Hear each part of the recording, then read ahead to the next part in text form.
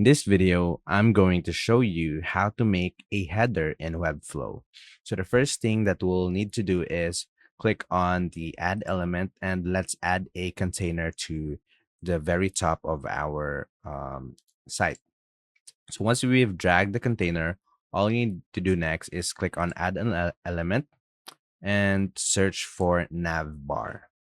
And once you've found the nav bar, all you need to do is grab the nav bar and drag it to the container, and we can add an image inside our nav bar.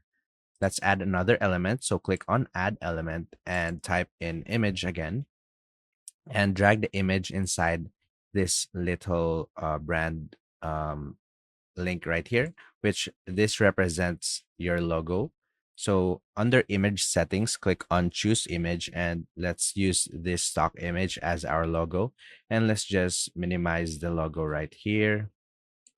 And also you can edit your nav bar right here. So you can customize the colors however you want. So for example, if you click on the home button, you can change their colors to however you want. And that's about it. That's how to make a header in Webflow. If you have any questions, please let me know down in the comments and I'll do my best to help you out.